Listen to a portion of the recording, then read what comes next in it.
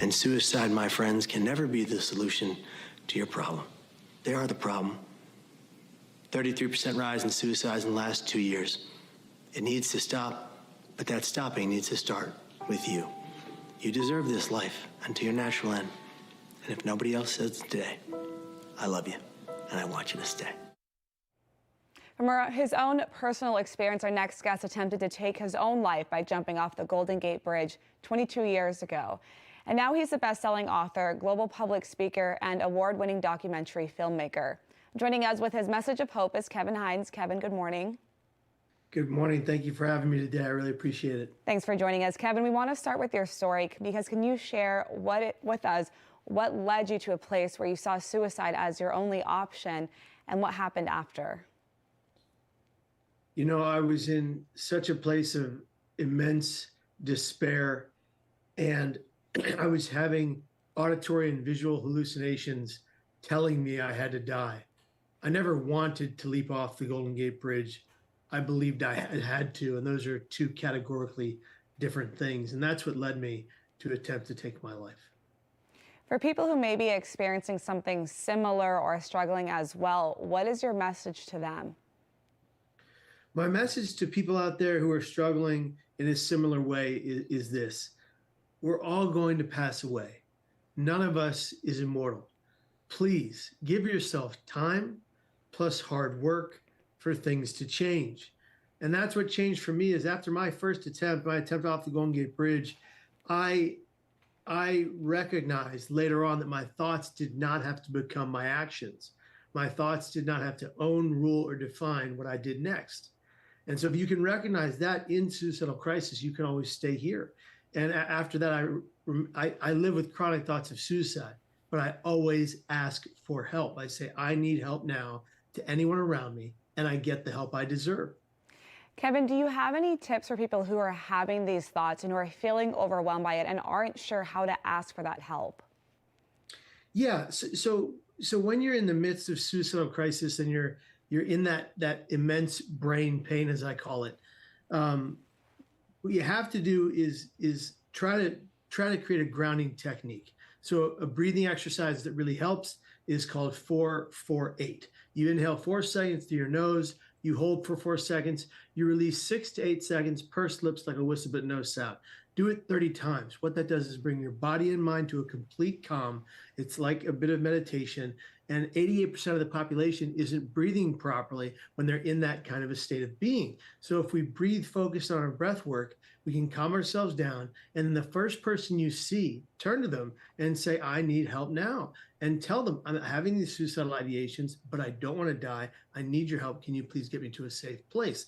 And what we're teaching people all around the world is that when they see someone who is suicidal, to take action at that moment. And oftentimes the person doesn't need to necessarily be placed in a psych ward, but what they do need is someone to sit by them, hear their pain without judgment, without the need to respond, but the need to understand and to empathize.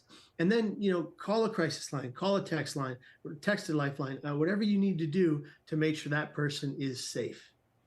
Breathwork is a really good starting point, and I agree that empathy can make a big difference. One of the things we're also seeing, Kevin, is as we know, headlines about the mental health crisis in children have been on the rise. During the pandemic, we saw this more and more mental health really coming to the spotlight over the last couple of years.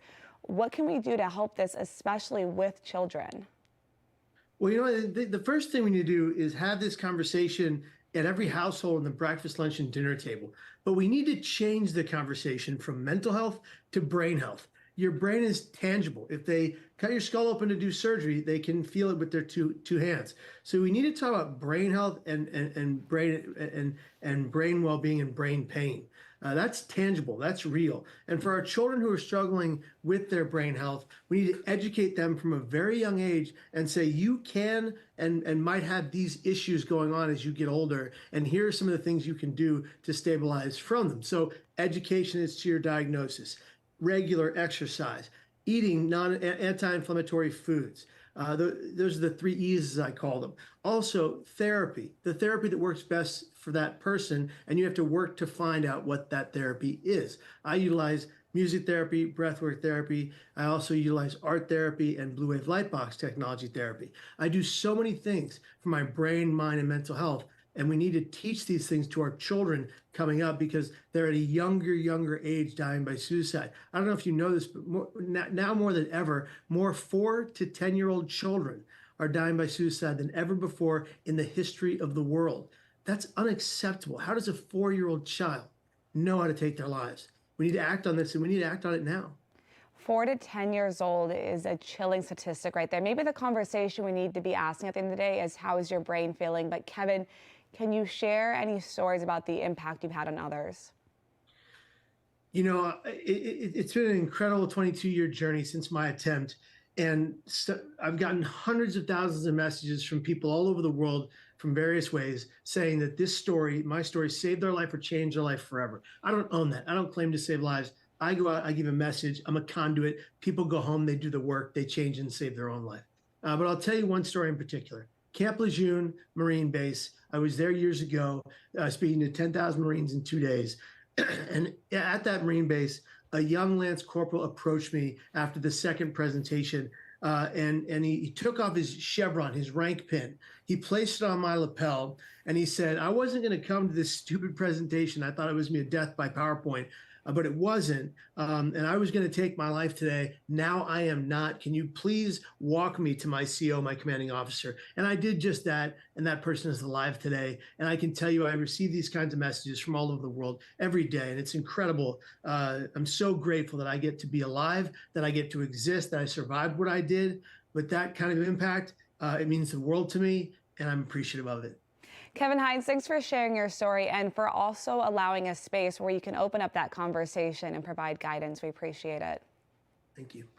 Before we go, we do want to remind our viewers, if you are ever in a suicidal crisis or in need of emotional support, you can confidentially call the Suicide and Crisis Lifeline at 988. Again, that number is 988.